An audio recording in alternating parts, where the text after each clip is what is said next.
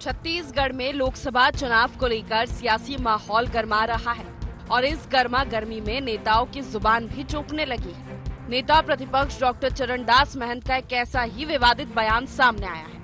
PM Modi और उद्योगपति नवीन जिंदल को लेकर उन्होंने विवादित बयान दिया है।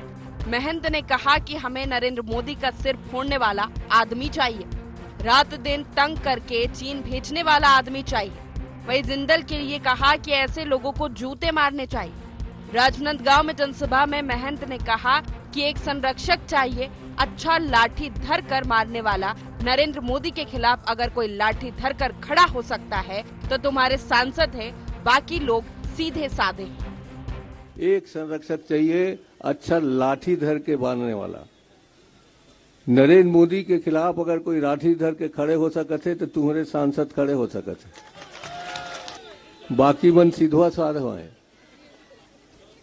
और ये देवेंद्र भी खड़े हो सकते, सीव लाठी धरे नहीं सके, गाली दे सके। हम लाठी धरैया आदमी चाहिए, नरेंद्र मोदी के मूड फोड़ैया आदमी चाहिए, और रात दिन तंग करके यहाँ ले चीन भेजने वाला आदमी चाहिए। तय फीट हस एक पर तौर पर प्रार्थना करता हूँ, आप सब वोट देवा और भारी बहुमत से जितावा, इसकी प्रार्थना है। चरणदास महंत के इस बयान पर बीजेपी ने तगड़ा पलटवार किया। सीएम विष्णुदेव साय ने कहा कि कांग्रेसियों का मानसिक संतुलन बिगड़ गया है। उन्होंने कहा कि नेता प्रतिपक्ष पहले लाठी उनके सिर पर मारे। डेप्यूटी सीएम विजय शर्मा ने भी यही बयान दिया है। उन्होंने कहा कि मैं भी हूँ मोदी का परिवार, पहली लाठी मुझे मारो। चरणदास महंत जी ने जो प्रधानमंत्री जी के लिए टिप्पणी किया, वहां के लोगों से कहा कि आप लोग भूपेश बघेल को जिताइए और यही मोदी जी के सिर में लठ मार सकता है। और जब चुनावी सभा करने आए तो ऐसा लाठी मारिए कि सिर फूट जाए। ये कोई देश के प्रधानमंत्री के लिए एक नेता प्रतिपक्ष के मुंह से ऐसा निकलना चाहिए क्या? आज मैं कहता हूं कांग्रेसिया मन से कि अगर वो मन में हिम्मत है तो मैं भी मोदी परिवार के सदस्य हूं, वो पहला लाठी मोला मारे, मोर सिर में मारे, अगर वो मन में हिम्मत है तो। मैं भी हूं मोदी का परिवार, पहली लाठी मुझे मारो। चरणदास महंत जी ने जिस तरीके से बयानबाजी की है उसकी घोर निंदा करता हूं। न सिर्फ निंदा करता हूं, यह भी कहता हूं कि उनको सचेत रहना चाहिए। पूरी ताकत से जवाब इस बात का दिया जाएगा। जब जब मोदी जी के संदर्भ में कहा गया कि उनको गोली मार दी जाए, काट दिया जाए, उनको कभी नीच कहा गया, कभी चाय वाला कहा गया, हर बार ये हुआ है कि उनका पूरा व्यक्तित्व और निखर कर सामने आया है। इस बार भी जब छत्तीसगढ़ में देश के यशस्वी प्रधानमंत्री का अपमान इन्होंने किया है, छत्तीसगढ़ की जनता जवाब देगी। पहला डंडा हम भाजपा कार्यकर्ताओं को मार के देखो, हम हैं मोदी। अगर है हिम्मत तो भाजपा कार्यकर्ताओं पर डंडा चलाओ। मोदी तो बहुत दूर है। और जिस अमर्यादित शब्दों का प्रयोग आपके नेता, कांग्रेस के नेता कर रहे हैं, पहले भी उन्होंने किया है तो जनता ने उनको सजा दिया है, जनता ने उनको जवाब दिया है। जिसने चाय वाले का मजाक उड़ाया तब भी जनता ने जवाब दिया। और माननीय मोदी जी ने इन गालियों को हमेशा गहना समझकर अति किया है। और आने वाले समय में फिर जनता खड़ी है। 2024 में छत्तीसगढ़ की जनता भी अपने नेता को जिस प्रकार से अपमानित करने का काम कांग्रेस के नेता कर रहे हैं, इसका जवाब उनके गाल के तमाचे के रूप में 11 के 11 कमल खिलाकर देगी। वहीं कांग्रेस महंत के बचाव में उतर पड़ी है। वो भाजपा पर महंत के बयान को तोड़ मरोड़ कर पेश करने का आरोप लगा रही है। नरेंद्र मोदी के ऊपर हमला करने की बात नहीं की थी। उन्होंने राजनीतिक रूप से मुकाबला करने के लिए वैसी ही मजबूती के साथ उनके सामने खड़ा होने की बात की।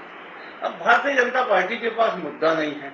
मोदी जी ने पिछले 10 साल में ऐसा कुछ काम नहीं किया है कि बेचारे भाजपाई उन विषयों को लेके जनता के बीच में जाएं, तो वो नेता प्रतिपक्ष के बयान को जबरदस्ती तोड़ मरोड़ के हवा देने की कोशिश में लगे हैं। कांग्रेस कोई भी सफाई दे, भाजपा को एक नया चुनावी मुद्दा मिल गया है। बीजेपी ने पहली लाठी मुझे मार अभियान शुरू कर दिया है। सोशल मीडिया में भाजपा का अभियान चालू हो गया है। साफ है भाजपा महंत के इस बयान को चुनाव में भुनाने की कोशिश में जुट गई। देखना यह है कि इसमें उसे कितनी कामयाबी मिलती है। कैमरामैन मनीष हरपाल के साथ स्टेट हेड निधि प्रसाद की रिपोर्ट।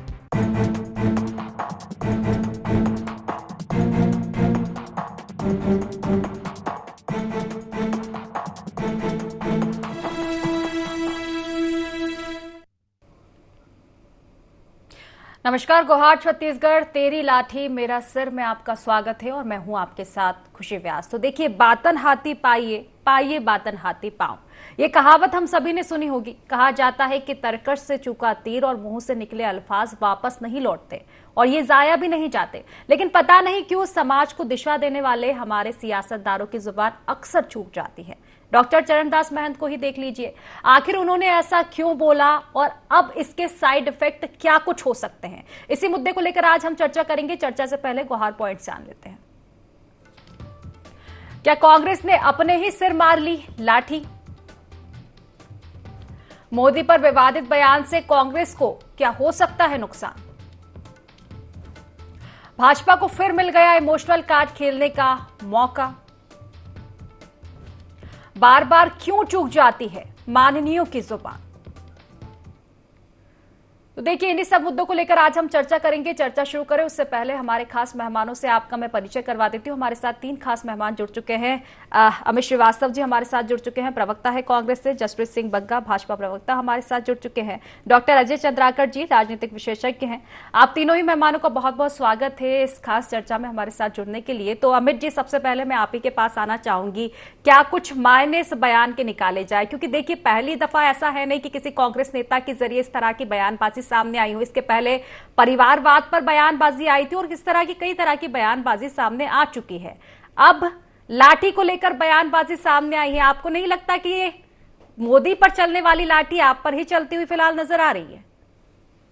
देखिए खुशी जी, सबसे पहले तो मैं आपको बता दूं कि भाजपा के नेता 2 कामों में बड़े माहिर होते हैं। आधे समय सच को छुपाना और आधे समय झूठ को फैलाना, ये इनका चाल चरित्र और चेहरा है। और मैं आपको बता दूं कि जिस टॉपिक पे हम डिबेट कर रहे हैं, मैं वही देख रहा था कि चरणदास महंत जी का स्पष्टीकरण उसमें आ गया है। और मुझे लगता है कि जब हम 5 बजे डिबेट कर रहे थे उसके पहले आ गया था, लेकिन इस पूरे उस पे चर्चा नहीं हुई, जो तो मुझे खेद है। और आपका लोकप्रिय चैनल है, जनता को मैं पढ़ के सुना देता हूं, आपके परमिशन अगर हो तो। डॉक्टर चरणदास महंत जी का स्पष्टीकरण उसमें आया है कि गलत तरीके से इसे मेरे बयान को प्रस्तुत किया गया है और उन्होंने बाकायदा प्रधानमंत्री जी के साथ फोटो को ट्वीट किया है। और उन्होंने कहा है कि जब मैं केंद्रीय मंत्री था और वो गुजरात के सीएम थे, तो मैं आनंद के कार्यक्रम में गया था और वहां पर तब से हमारे अच्छे संबंध है और मैं संसदीय भाषा को समझता हूं और मैं देश के सर्वोच्च पद के बैठे हुए व्यक्ति को और उस पद की गरिमा को समझता हूं। उन्होंने पूरा लिखा है कि डॉक्टर चरणदास महंत का जो लेटर है उसमें लिखा है कि मुझे संसदीय परंपरा का पूर्ण ज्ञान है और छत्तीसगढ़ की संस्कृति को नहीं समझने वाले गलत प्रचार कर रहे हैं। हिंदी मुहावरा ठीकरा फोड़ने का गलत मतलब निकाला गया है। छत्तीसगढ़ में मुंह फोड़ना ही कहा जाता है। उन्होंने कहा विशुद्ध छत्तीसगढ़िया वाक्यों को गलत तरीके से प्रस्तुत किया गया है और उन्होंने कहा कि विशुद्ध रूप से छत्तीसगढ़ संस्कृति में मैं रचा बसा हूं। छत्तीसगढ़ की भाषा शैली का उपयोग करना मेरी आदत है। नेता प्रतिपक्ष ने आगे कहा कि यह प्रचलित वाक्य है कि लाठी मारना और छत्तीसगढ़ की रीति नीति भाषा संस्कृति को जो नहीं समझते ऐसे मीडिया प्रतिनिधियों के द्वारा गलत ढंग से भी प्रस्तुत किया जा रहा है, जो दुखद है। उन्होंने आगे कहा कि प्रधानमंत्री के पद और संसदीय परंपरा गरिमा का पूर्ण मुझे ज्ञान है। मैं 4 बार का सांसद, 5 बार का विधायक, 1 बार का स्पीकर और वर्तमान में नेता प्रतिपक्ष होने के नाते संवैधानिक गरिमा का ख्याल मुझे है।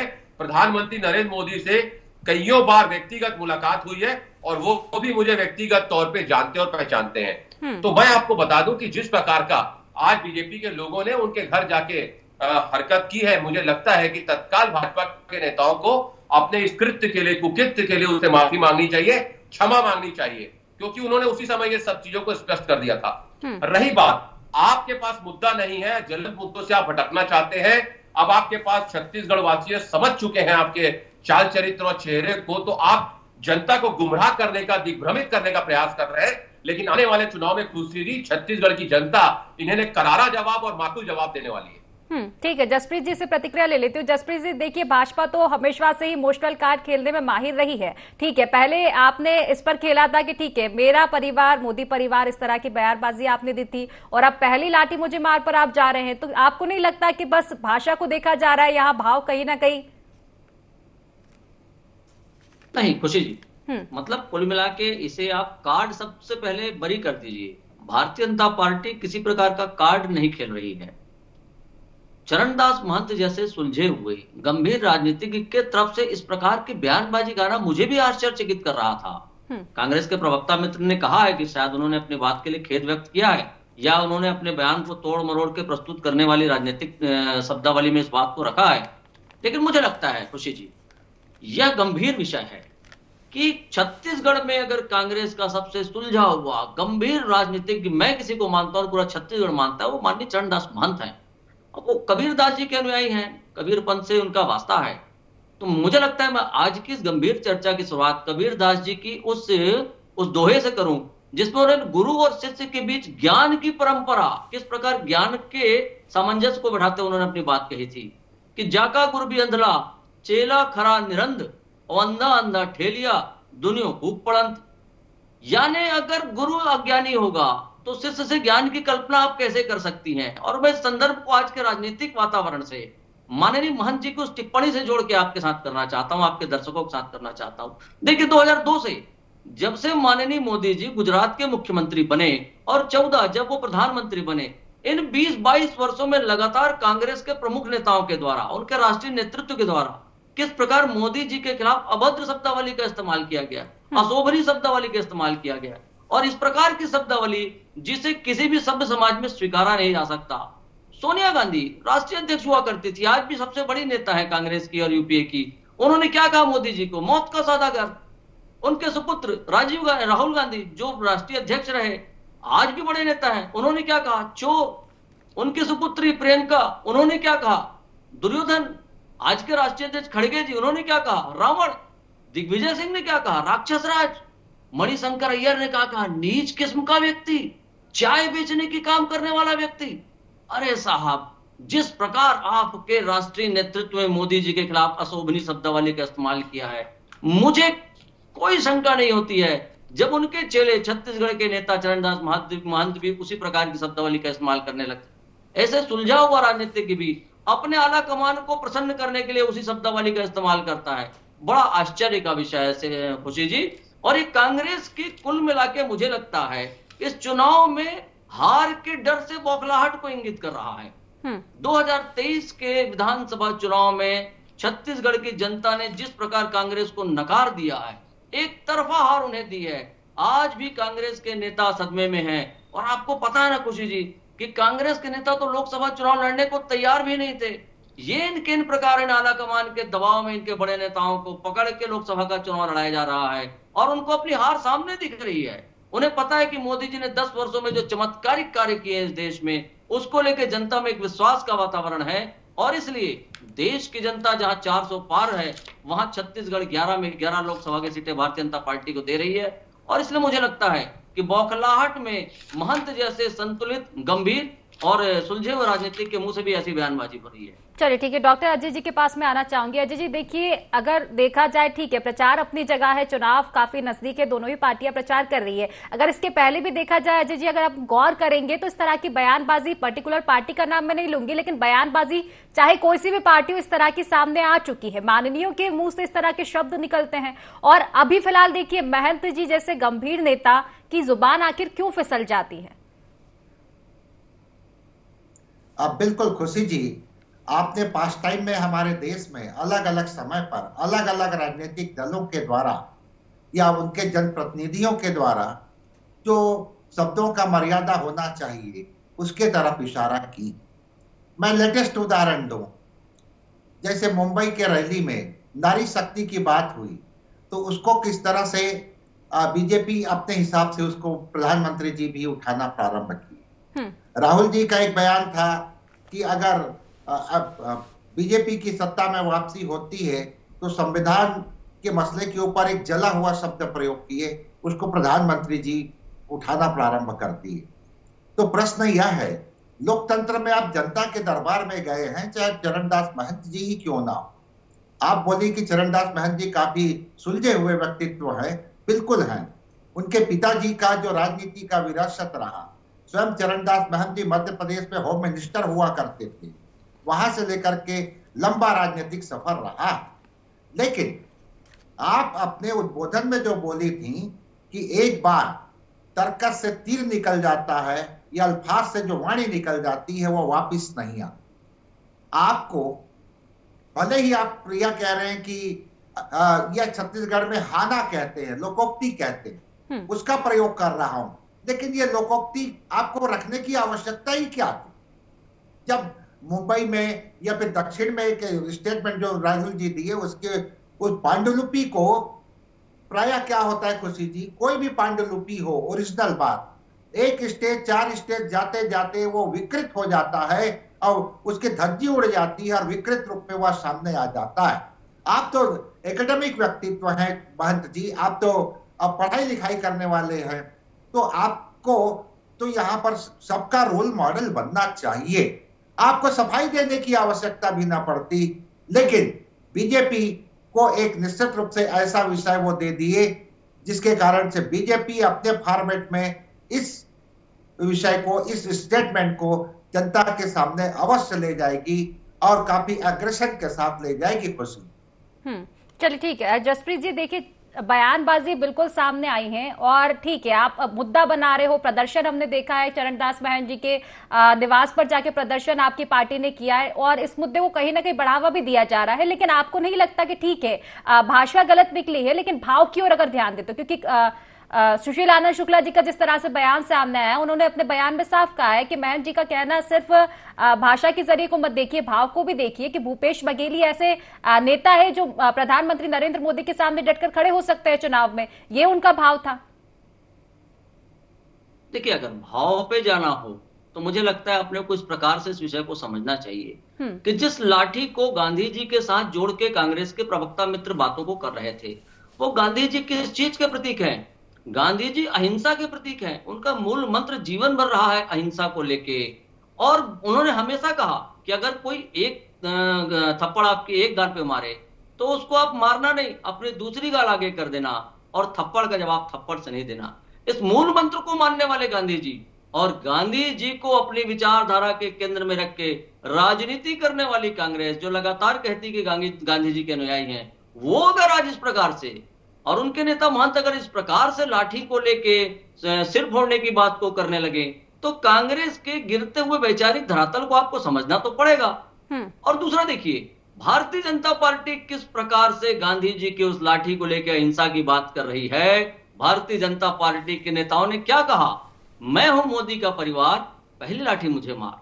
मेरे नेता तक पहुंचने की जरूरत नहीं है। आपको लगता है कि आप अगर किसी का सिर फोड़ के खुश हो सकते हैं, उस खून से आप खुश हो सकते हैं, आप लोकतंत्र को मजबूत कर सकते हैं, तो आइए ना, मैं हूं मोदी का परिवार, पहली लाठी मुझे मार। और ये भारतीय जनता पार्टी किस खूबसूरती के साथ लोकतंत्र में है, किस खूबसूरती के साथ प्रजातंत्र के उस चीज का आह्वान कर रही है जिससे कांग्रेस विमुख होती जा रही है। मुझे लगता है चर्चा को इस बिंदु पे ले जाने की आवश्यकता है कि जिस गांधी जी की लाठी को सिंबॉलिक रूप से कांग्रेस ने अपनी राजनीति करने के लिए अडॉप्ट किया हुआ है, आज कांग्रेस कैसे उस विचारधारा से विमुख हो गई है, यहां पहुंचिए।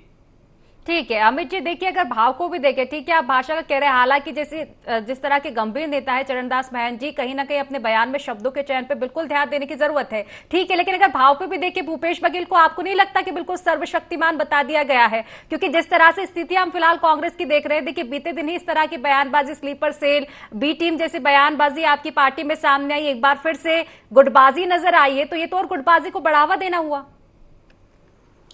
देखिए सबसे पहले तो मैं आपको साधुवाद कि आपने एक बहुत अच्छी बात भाजपा के सम्मानित प्रवक्ता से पूछते वक्त कही थी कि बीजेपी इमोशनल कार्ड खेलती है, लोग नहीं कहते। आपको बहुत बहुत साधुवाद, आपने बहुत अच्छा प्रश्न किया था। दूसरा चीज, सबसे पहले आपको मैं बता दूं कि जिस प्रकार आपने कहा था कि भाव को देखना चाहिए, वही एक फेमस कोटेशन भी है, जज me just by my act not by my words. और आपको मैं बता दूं जिस प्रकार का झूठ फैलाया जा रहा है, और भाजपा के सम्मानित प्रवक्ता भी कह रहे थे कि मैं हूं मोदी का परिवार, मैं लाठी खाने के लिए तैयार हूं। मैं आपको बता दूं कि डॉक्टर चरणदास महंत जी से मेरे 30-35 साल से पुराने अच्छे संबंध है, एकदम बड़े भाई टाइप है। और वो हमको सिखाते हैं, कबीरपंथी हैं और कबीर साहब पे उनकी बहुत आस्था है, अटूट विश्वास वो करते हैं। और वो हमेशा कहते हैं, एक कोटेशन हमेशा कहते हैं कि आप लोग प्रवक्ता हो और आप लोग जब जाते हो तो एक चीज का हमेशा ध्यान रखना कि शब्द सब कोई कहे, शब्द के हाथ ना पाओ, एक शब्द औषधि करे और एक शब्द करे घाव। तो जो व्यक्ति हमें समझाता हो वो व्यक्ति ऐसा बिल्कुल भी उसका इंटेंशन नहीं होगा कि किसी को पीड़ा हो, तकलीफ तो यही तो सवाल है ना अमित जी के शब्दों के चयन में आखिर चूक कैसे हो गई? इतने गंभीर नेता है तो शब्दों के मैं उसी में आ रहा था Khushi ji, let me complete my word first.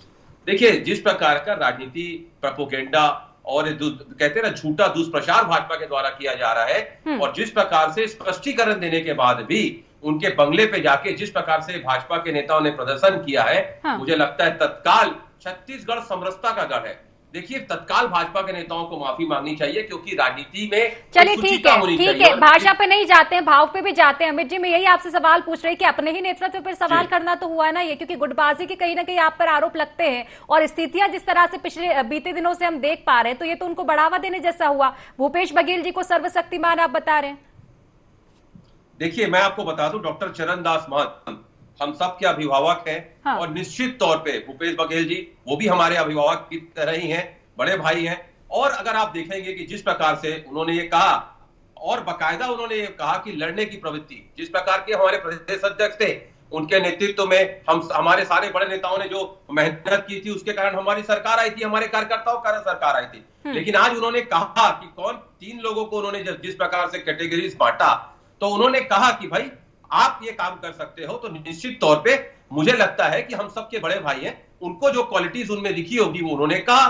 तो मुझे लगता है बीजेपी को इस पे चिंता होने की जरूरत नहीं है। पहले तो ये कहते थे आप अपने बड़े नेताओं को लड़ा नहीं रहे, और अभी भाजपा के सम्मानित प्रवक्ता कह रहे थे कि कांग्रेस के नेता लड़ना नहीं चाहते। तो क्या कांग्रेस के नेताओं से इनकी बात हुई है या भाजपा के सम्मानित? ठीक है, क्योंकि समय की कमी है। ठीक है, समय की कमी है। जसप्रीत जी अपनी बात रख लीजिए, उसके बाद अजय जी के पास लौटूंगी।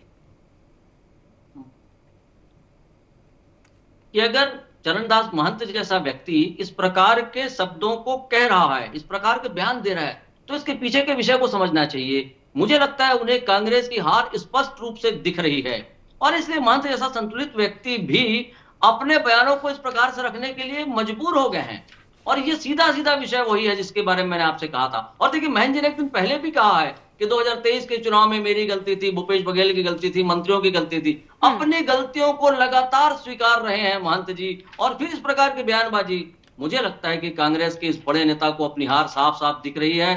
छत्तीसगढ़ की 11 सीटों में कांग्रेस की हार दिख रही है, और इसलिए उनके शब्द बदल गए हैं, उनके बोल बदल गए। चलिए ठीक है, जवाब लूंगी मैं अमित जी से। पहले अजय जी के पास लौट जाती हूँ। अजय जी देखिए, इसी को लेकर मैं आपके पास आऊंगी। ठीक है, जिस तरह से लाठी को लेकर बयानबाजी चल रही है, फिलहाल जो स्थितियां दिख रही है, कहीं ना कहीं लग रहा है कि कांग्रेस की लाठी खुद पर ही पलटवार करती हुई नजर आ रही है फिलहाल। क्योंकि बीते दिन भी हमने देखा था बयानबाजी नजर आई थी, और गुटबाजी के आरोप, भितरघात के आरोप हमेशा से कांग्रेस पर लगते हुए नजर आए हैं। ठीक है, अगर भावों पर हम जाएंगे, भूपेश बघेल को जिस तरह से एक बड़ा चेहरा कांग्रेस ने बताया, तो कहीं ना कहीं फिर से स्थिति डगमगा सकती है पार्टी में कांग्रेस की। इस और भी ध्यान देने की कहीं ना कहीं कांग्रेस को जरूरत है, जिस तरह से चुनाव अभी फिलहाल सर पे है।